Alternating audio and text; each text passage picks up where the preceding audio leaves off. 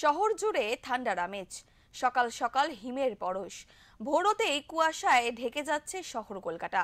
জানান দিচ্ছে শীত আসন্ন, আর শীত মানেই ভ্রমণ। প্রিয় বাঙালির কাছে পিঠের গন্তব্য হয়ে ওঠে সুন্দরবন।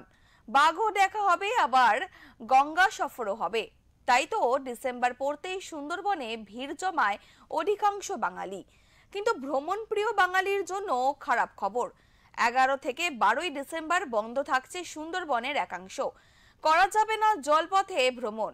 ওই দুদিন কোনো বোট বা লঞ্চ পর্যটকদের নিয়ে জঙ্গলে প্রবেশ করতে পারবে না। কারণ কি? সম্প্রতি সুন্দরবন টাইগার রিজার্ভ কর্তৃপক্ষ একটি নির্দেশিকায় জানিয়েছে যে আগামী 11 থেকে 12 ডিসেম্বর সুন্দরবনের বাঘ গুমারির প্রথম পর্যায়ে কাজ চলবে। সেই কারণেই পর্যটন সম্পূর্ণ বন্ধ রাখার সিদ্ধান্ত নেওয়া হয়েছে। প্রতি 4 বছরে এই সময় বাঘের সংখ্যা নির্ধারণের জন্য সুন্দরবনের গুমারি চালানো হয়।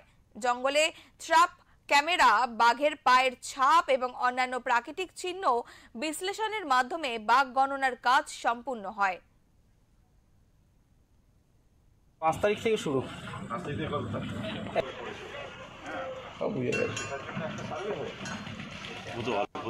11-12 যেটা আমাদের বন দপ্তর থেকে আমাদের বন্ধ করেছে।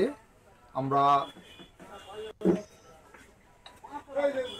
অনেক দিন থেকে এই 11-12 তারিখ ভাড়া ধরে রেখেছি, বিভিন্ন ভাড়া ধরে রাখছি আমরা, কিন্তু যেহেতু বন্ধ করেছে তার জন্য আমরা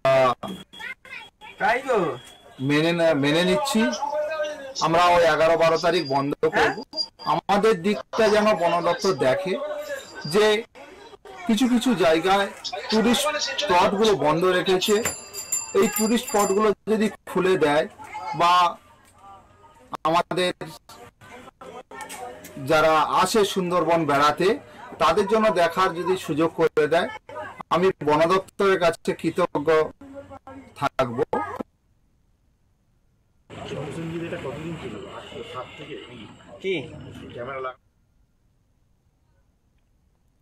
এদিকেই বোর্ডের এই নির্দেশিকা প্রকাশ্যে আসার পরেই বোট মালিক ও ট্যুর অপারেটরদের মধ্যে চাঞ্চল্য ছড়িয়ে পড়েছে।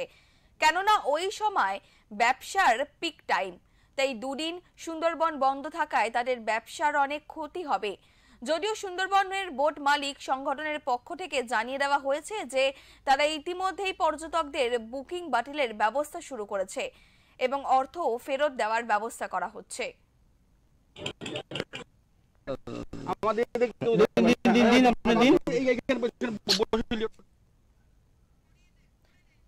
সুন্দরবন থেকে শুভজিৎ দাসের রিপোর্ট, ওঙ্কার বাংলা।